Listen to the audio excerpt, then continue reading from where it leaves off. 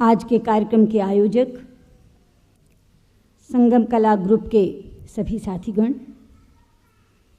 यहाँ मौजूद देश विदेश में ख्याति प्राप्त विभिन्न हस्तियाँ, इस कार्यक्रम का बहुत ही खूबसूरती से संचालन कर रहे शम्मी और मनीषा, और इस सभागार में बैठकर संगीत का आनंद ले रहे मेरे भाइयों और बहनों, सबसे पहले तो मैं आभार व्यक्त करना चाहूँगी संगम कला ग्रुप के साथियों का, जिन्होंने आज अपने बीच मुझे याद किया। राजनीतिक गहमा गहमी के बीच यदि थोड़ा समय संगीत, साहित्य, नृत्य के बीच बीत जाए तो एक नई स्फूर्ति मिलती है, एक नई ताजगी का एहसास होता है, एक नई ऊर्जा प्राप्त होती है। और अगर सानिध्य बाल कलाकारों का हो फिर तो सोने पे सुहागा हो जाता है। ये नेशनल टैलेंट हंट यानी राष्ट्रीय प्रतिभा चयन प्रतियोगिता का कार्यक्रम संगम कला ग्रुप ने आयोजित करके एक बहुत बड़ी सेवा की है उन प्रतिभाओं की जिन्हें शायद कभी अवसर नहीं मिलता। आज आपने इन लोगों को सुनकर ये पाया होगा कि प्रतिभा संपन्नता की मोहताज नहीं होती, गुदड़ी में भी लाल छिपे होते हैं।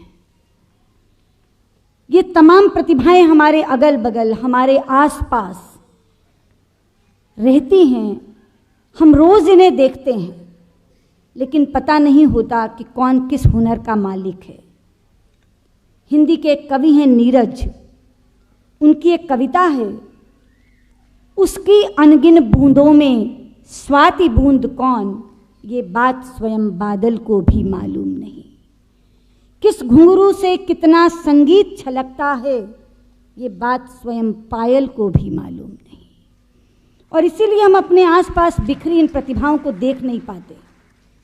असंख्य प्रतिभाएं अवसर न मिलने के कारण कुंठित हो जाती हैं, मर जाती हैं।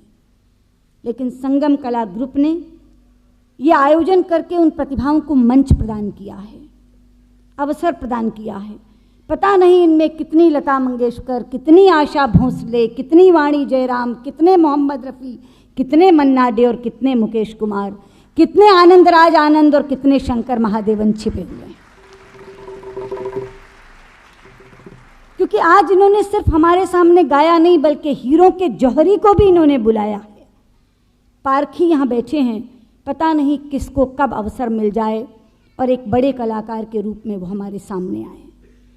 मेरी बहुत बहुत बधाई है आयोजकों को, जिन्होंने ये पुण्य का काम किया।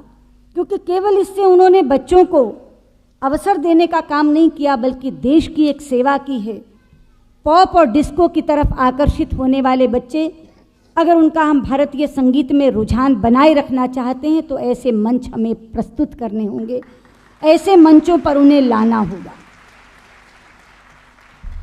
कंपटीशन प्रतियोगिता थी लाइट वोकल की, बच्चे नए गाने भी गा सकते थे।